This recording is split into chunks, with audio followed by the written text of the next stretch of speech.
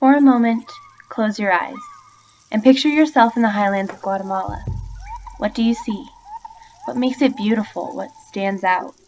What catches your eye? What makes you want to stay? Okay, now come back to reality, but think about what you saw. Perhaps it was lush mountainous landscapes or brilliant tropical flowers. Maybe it was a market, bustling with colorful people and goods, or the fresh scents of tortillas, black beans, and chocolate that make your mouth water. Did you fly to the ruins of Tikal and stand in awe of the ancient masterpieces, or soar above the treetops screaming with adrenaline on a zip line? I was fortunate enough to experience each one of those things during my time in Guatemala. But I have a feeling the image I conjure up when I close my eyes and escape to the highlands surrounding Lake Atitlan is quite different than yours. I see Flor.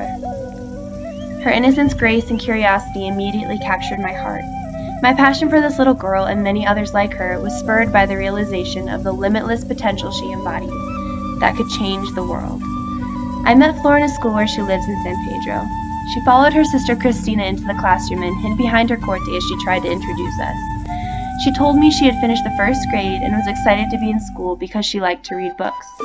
Her favorite was a story about the hummingbird king.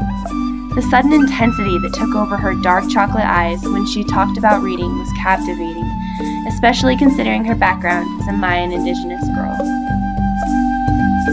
In Guatemala, 43% of children do not pass the first grade. Only 3 in 10 children will then pass the 6th grade, and only 1 will go on to graduate from high school. These numbers are even lower for indigenous girls. With inequalities between ethnicity, language, gender, and class affecting the educational system, the cycle of poverty in Guatemala, which consists of 75% of the population living below the poverty line, is perpetuated. However, there is hope. There have been many efforts to change these statistics, and the most influential has been the investment in girls like Flor, who will later become women who have a dramatic impact in their communities. In the neighboring town of San Juan, the day prior to my visit to San Pedro, I saw this very investment in action. A town composed of several cooperatives ran by women who work to supplement their family's income while the men are in El Campo farming. They weave, make natural dyes, cultivate medicinal gardens, paint, farm organic coffee, press flowers into jewelry, and talk to visitors about what they do to educate people about the efforts that are being done to benefit the community. I felt proud of these women who had taken parts of their culture that are so intrinsic to who they are and turned them into the livelihood that they could share.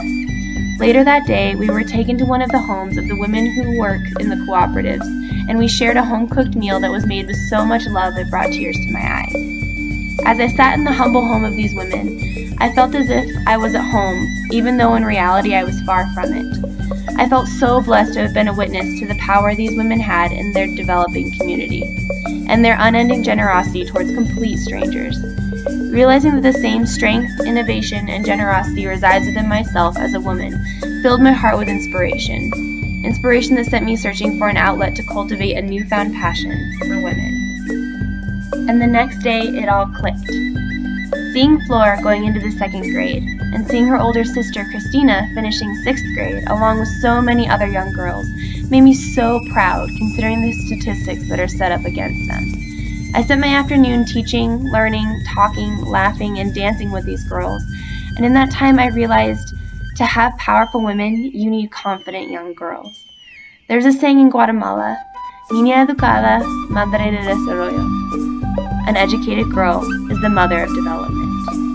The prospect of educating young girls and making sure they are safe, healthy, connected, and contributing takes positive youth development to a whole new area of focus in my life, one that I can relate to and have realized a passion for.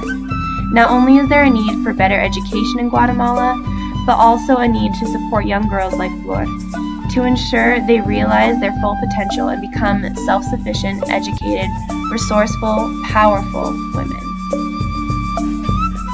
I hope Flor, the little girl who loves to read the story of the Hummingbird King, passes her curiosity of love and learning onto her children someday.